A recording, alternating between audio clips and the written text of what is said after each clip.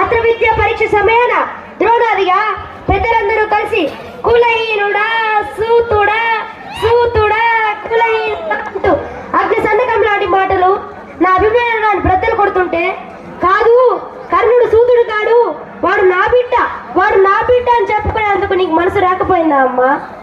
ఏమమ్మా, ధర్మునికి ఇరుష్టుని కన్నావు, పౌరుడికి భీముడిని పొందావు, ఇంద్రునికి అర్జునుడిని మోసావు. ఇవన్నీ నీకు ఇష్టమైనవి. కానీ లోకసాక్షి కర్మసాక్షి అయిన ఆ భాస్కరనందనుడు కర్ణుడు నా కొడుకు అని చెప్పుకునేందుకు నీకు మనసు రాకపోయిందా తల్లి? కనీసం ఎవడో దిక్కులేని బిడ్డ నాకు దొరికాడని లాలించి స్నానించి ఉంటే ఈ పాటికి నా బ్రతికి నక్కలు పీకిన కలబరంలో ఉండేదా అమ్మా? అమ్మా, దుర్యోధనుడే లేకపోతే ఈ కర్ణుడు నీ ముందట ఉండేవాడమ్మా.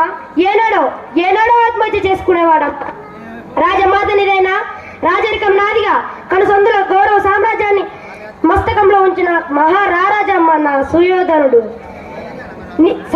పాండవులు నీ సైన్యం ఎంత అంటే ఇంత అని నన్ను చూపి కరుణే నా బలం, నా సైన్యం, నా జనం, నా ప్రాణం కర్ణుని కరుణే నేను చాటిన మహా మానసుడమ్మా నా స్నేహమూర్తి. అలాంటి రారాజుని విడిచి ధర్మజుడు చేయగలిపి రయ్యాన్ని కయ్యం చేసుకునే తమ్మంతుని కాదమ్మా. ఇంకేదైనా అడుగు తల్లి, కోరుకో, నెరవేర్చి తీరుతాను. ఏమిటి? రణరంగంలో పాండవులను వధించరాదా? శబాష్! ధర్మరాజు శాస్త్రాలతో తప్ప శస్త్రాలతో పరిచయం లేనివాడు, అతనిని వధించను. భీముడు అడ్డుపడి ఆవాహన చేస్తాడు తప్ప అస్త్రాలతో అసలే పట్టడు, అతనికి వచ్చిన ప్రమాదం ఏం లేదు.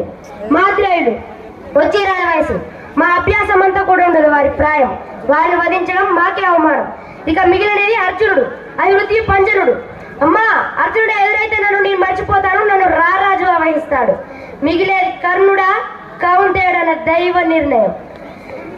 ఒకవేళ ఈ కర్ణుడే కూలితే ధర్మ భీమ నకుల సహదేవుల 5గురు, ఒకవేళ అర్జునుడే కూలితే కర్ణ ధర్మ భీమ మాద్రేయుల 5గురు, 6గురు బిడ్డల కన్న తల్లి నీ కొడుకుల 5గురే పంచ పాండవులు. సెలవు మాతా సెలవు.